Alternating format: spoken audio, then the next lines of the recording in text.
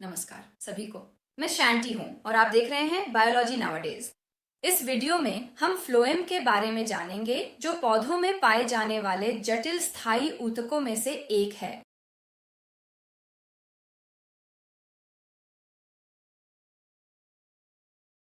जैसा कि आप पहले से जानते हैं, जाइलम और फ्लोएम पौधों में पाए जाने वाले दो जटिल ऊतक हैं। जाइलम ऊतक पानी के परिवहन के लिए विशेषीकृत है, जबकि फ्लोएम ऊतक भोजन के परिवहन के लिए विशेषीकृत है। ये ऊतक पानी, खनिज तत्वों और तैयार भोजन के संचरण के लिए एक निरंतर चैनल के रूप में कार्य करते हैं।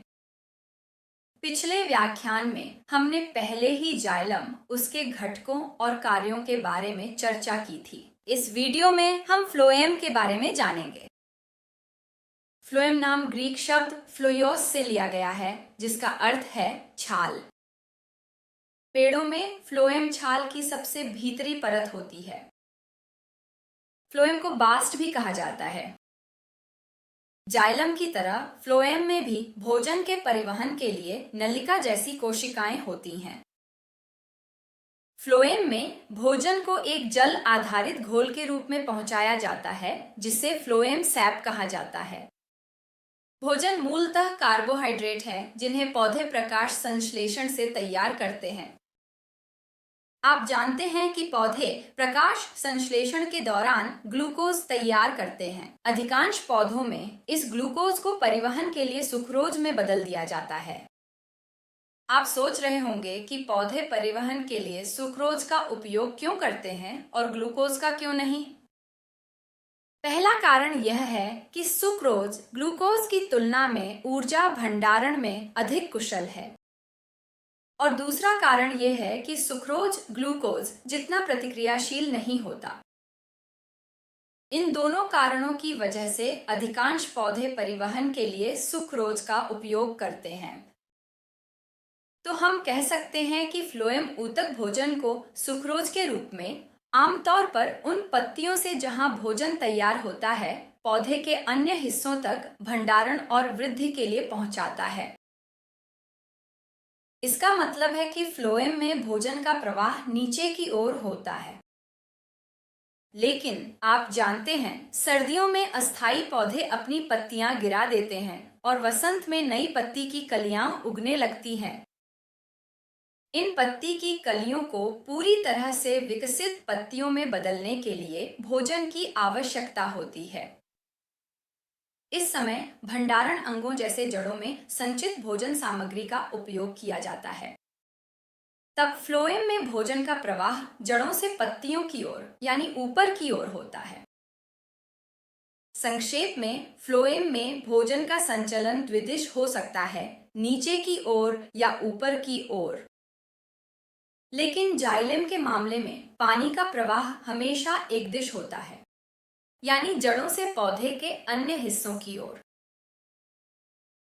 जैसा कि जाइलम के मामले में है, वैसे ही फ्लोएम भी 4 अलग अलग प्रकार की कोशिकाओं से बना होता है। सिव ट्यूब तत्व, साथी कोशिकाएं, फ्लोएम पेरेन्काइमा और फ्लोएम रेशे। सिव तत्वों में सिव ट्यूब सदस्य और सिव कोशिकाएं शामिल होती हैं। लेकिन जाइलम के विपरीत फ्लोएम एक जीवित संवहन ऊतक है। फ्लोएम रेशों को छोड़कर अन्य 3 घटक जीवित होते हैं। क्या आप जानते हैं कि जाइलम की कोशिकाएं मृत क्यों होती हैं और फ्लोएम की कोशिकाएं जीवित क्यों होती हैं?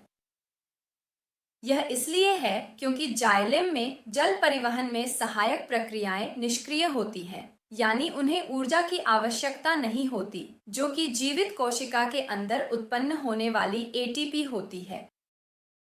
दूसरी ओर फ्लोएम का परिवहन कम से कम आंशिक रूप से एक सक्रिय प्रक्रिया है, यानी इसमें ऊर्जा की आवश्यकता होती है जो एटीपी के रूप में होती है।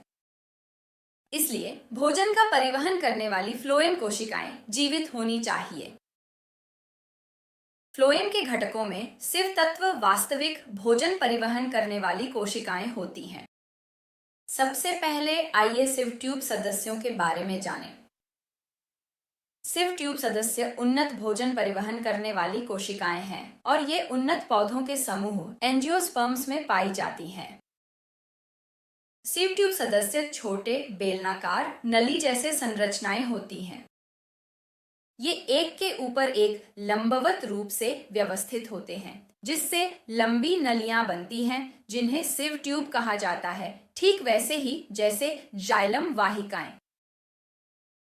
सिव ट्यूब सदस्यों की अंतिम दीवारों में छलनी जैसी छिद्र होते हैं। तो अब आप समझ गए होंगे कि इन्हें यह नाम कैसे मिला। सिव ट्यूब सदस्यों की अंतिम दीवारें जिनमें छलनी जैसी छिद्र होते हैं सिव प्लेट्स कहलाती हैं। सिव प्लेट्स दो प्रकार की होती हैं, साधारण और यौगिक सिव प्लेट्स। एक साधारण सिव प्लेट में केवल एक ही सिव क्षेत्र होता है।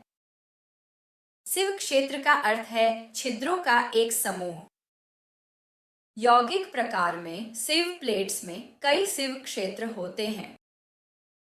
असल में सिव ट्यूब सदस्यों की पार्श्व दीवारों पर भी कुछ सिव क्षेत्र होते हैं, लेकिन इन सिव क्षेत्रों के छिद्र उनकी सिव प्लेट्स के छिद्रों की तुलना में बहुत छोटे होते हैं।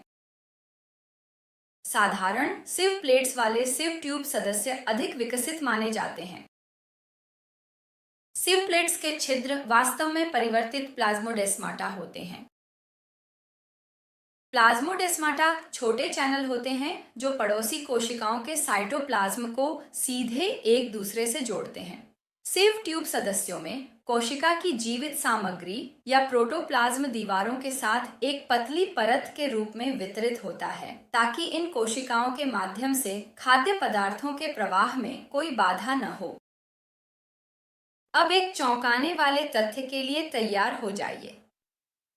हालांकि सिव ट्यूब सदस्य परिपक्वता पर जीवित रहते हैं, उनके पास नाभिक नहीं होता। ये दिलचस्प है ना? नाभिक के बिना इन कोशिकाओं की गतिविधियों को कौन नियंत्रित करता है?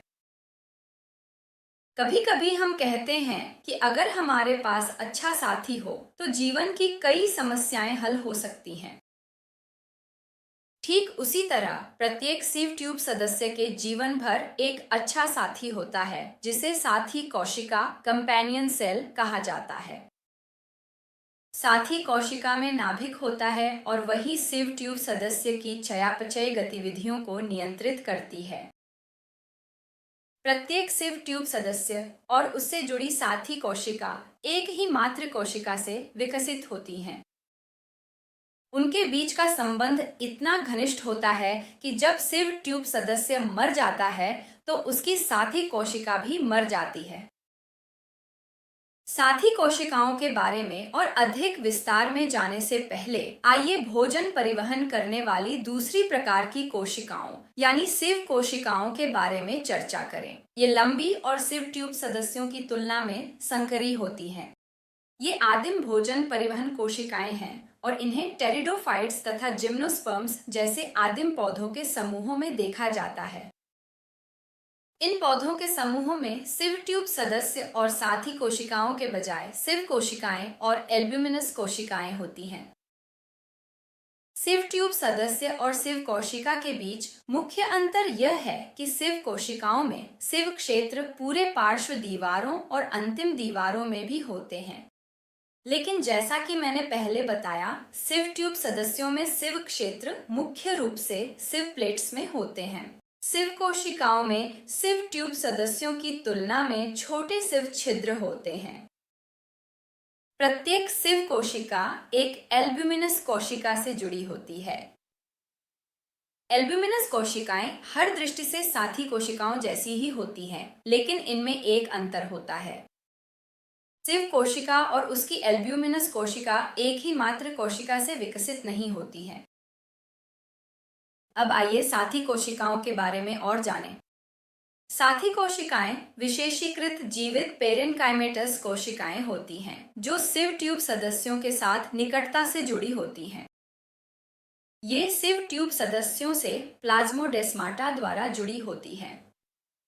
लंबवत खंड में आप देख सकते हैं कि ये लंबी और संकरी कोशिकाएं होती हैं। अब आइए देखें कि वे क्रॉस सेक्शन में कैसी दिखती हैं। एक मोनोकॉट तने के इस क्रॉस सेक्शन में आप देख सकते हैं कि जाइलम और फ्लोएम एक संगठित समूह के रूप में दिखाई देते हैं। यह फ्लोएम क्षेत्र है और ये जाइलम वाहिकाएं हैं। जाइलम और फ्लोएम को स्क्लेरेनकाइमा कोशिकाओं की एक परत द्वारा संरक्षित किया जाता है। आइए फ्लोएम क्षेत्र पर ध्यान केंद्रित करें। यहाँ जो बड़ी कोशिकाएं आप देख रहे हैं वे फ्लोएम सिव ट्यूब्स हैं और छोटी कोशिकाएं साथी कोशिकाएं कंपेनियन सेल्स हैं। कभी कभी क्रॉस सेक्शन में आप सिव ट्यूब्स की सिव प्लेट्स भी देख सकते हैं। साथी कोशिकाओं में घना साइटोप्लाज्म और एक प्रमुख न्यूक्लियस होता है। इनमें राइबोसोम्स और माइटोकॉन्ड्रिया की संख्या अधिक होती है। इन माइटोकॉन्ड्रिया में बनने वाली एटीपी सिव ट्यूब सदस्यों में खाद्य पदार्थों के स्थानांतरण के लिए ऊर्जा प्रदान करने में मदद करती है। अब आइए फ्लोएम पैरेन्काइमा की ओर बढ़ते हैं। ये वे पैरेन्काइमा कोशिकाएं हैं जो फ्लोएम से जुड़ी होती हैं। ये जीवित पतली दीवारों वाली लंबी बेलनाकार कोशिकाएं होती हैं जिनके सिरे नुकीले होते हैं। इनमें घना साइटोप्लाज्म और एक न्यूक्लियस होता है। कोशिका भित्ति सेल्यूलोज की बनी होती है और इसमें गड्ढे पिट्स होते हैं जिनके माध्यम से कोशिकाओं के बीच प्लाज्मोडेस्माटा संबंध होते हैं।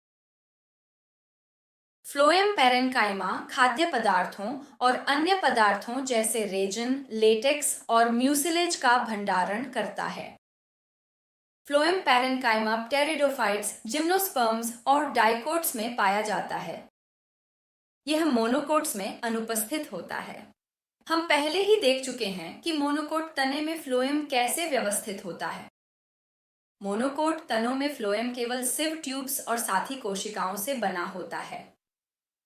यहाँ फ्लोएम पैरेन्काइमा कोशिकाएं अनुपस्थित होती हैं। क्या हम डाइकोट तने में फ्लोएम को देख लें? आइए इस पेड़ के तने के उस हिस्से का विश्लेषण करें जिसमें द्वितीयक वृद्धि या मोटाई दिखाई देती है। इसकी शारीरिक रचना कुछ इस प्रकार दिखेगी। मैंने यह अनुभाग अपनी लकड़ी की शारीरिक अध्ययन के दौरान लिया था। यह भाग द्वितीयक जाइलम या लकड़ी है और यहाँ एक जाइलम नस है। यह संकीर्ण क्षेत्र वहनिका कंबियम वास्कुलर कंबियम को दर्शाता है जो द्वितीयक जाइलम और द्वितीयक फ्लोएम बनाता है और यह फ्लोएम क्षेत्र है। द्वितीयक फ्लोएम यहाँ स्थित है और ये कोशिकाओं के समूह प्राथमिक फ्लोएम कोशिकाएं हैं। जैसे प्राथमिक जाइलम प्राथमिक फ्लोएम कोशिकाएं भी एपिकल मेरिस्टेम के प्रोकम्बियम से उत्पन्न होती हैं। पेड़ों में द्वितीयक जाइलम और द्वितीयक फ्लोएम ऊतकों के बनने के कारण प्राथमिक फ्लोएम कोशिकाएं आमतौर पर दब जाती हैं और निष्क्रिय हो जाती हैं। द्वितीयक जाइलम की तरह द्वितीयक फ्लोएम में भी दो प्रकार की पैरेन्काइमा होती है, अर्थात फ्लोएम पैरेन्काइमा और फ्लोएम रे पैरेन्काइमा। फ्लोएम पैरेन्काइमा कोशिकाएं लंबवत दिशा में लंबी होती हैं और रे पैरेन्काइमा कोशिकाएं रेडियल दिशा में लंबी होती हैं। इस क्रॉस सेक्शन से हमारे लिए फिलहाल फ्लोएम पैरेन्काइमा कोशिकाओं को पहचानना मुश्किल है क्योंकि सिव ट्यूब्स और साथी कोशिकाएं भी पैरेन्काइमा कोशिकाओं की तरह पतली दीवार वाली होती हैं। लेकिन आप फ्लोएम रे पैरेन्काइमा कोशिकाओं को आसानी से पहचान सकते हैं क्योंकि ये रेडियल दिशा में लंबी कोशिकाएं होती हैं। भोजन सामग्री के भंडारण के अलावा फ्लोएम रे पैरेन्काइमा तैयार भोजन सामग्री के पार्श्व संचरण में भी मदद करता है। अब फ्लोएम फाइबर क्या है? फ्लोएम फाइबर वे स्क्लेरेनकाइमा फाइबर होते हैं जो फ्लोएम से जुड़े होते हैं। इन्हें बास्ट फाइबर भी कहा जाता है। ये मुख्य रूप से द्वितीयक फ्लोएम में पाए जाते हैं। आइए फिर से इस चित्र पर लौटते हैं।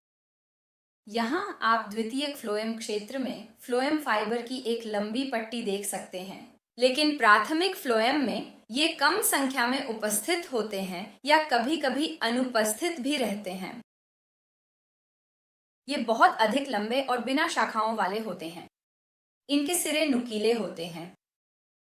फ्लोएम फाइबर की कोशिका भित्ति बहुत मोटी होती है, इसलिए इनका ल्यूमेन संकरा होता है।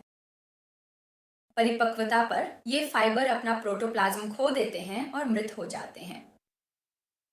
ये पौधे को यांत्रिक सहारा प्रदान करते हैं और साथ ही फ्लोएम ऊतक की रक्षा भी करते हैं, क्योंकि फ्लोएम कोशिकाएं पतली भित्ति वाली होती हैं। फ्लोएम फाइबर पौधों की छाल से निकाले जाते हैं, जैसे जूट, सन और भांग, जिनका उपयोग धागे, रस्सी और वस्त्र बनाने में किया जाता है। अब मुझे उम्मीद है कि आपको फ्लोएम, उसके घटकों और कार्यों की स्पष्ट जानकारी मिल गई होगी। अंत में आइए देखें कि प्रोटोफ्लोएम और मेटाफ्लोएम क्या है। सबसे पहले बनने वाली प्राथमिक फ्लोएम कोशिकाओं को प्रोटोफ्लोएम कहा जाता है, जबकि बाद में बनने वाली प्राथमिक फ्लोएम कोशिकाओं को मेटाफ्लोएम कहा जाता है। मेटाफ्लोएम में बड़े सिव ट्यूब होते हैं, जबकि प्रोटोफ्लोएम में संकरे सिव ट्यूब होते हैं। फ्लोएम के बारे में बस इतना ही। लेकिन इस व्याख्यान को समाप्त करने से पहले मेरे पास आपके लिए एक दिलचस्प सवाल है। मान लीजिए कि मैंने एक पेड़ के तने के आधार से छाल की एक अंगूठी हटा दी, ठीक ऐसे। इस प्रक्रिया को गडलिंग कहा जाता है। अब सवाल यह है कि यह भोजन के परिवहन को कैसे प्रभावित करेगा। क्या पेड़ जीवित रह पाएगा? अपने उत्तर कमेंट्स में लिखें। और इस वीडियो के लिए बस इतना ही।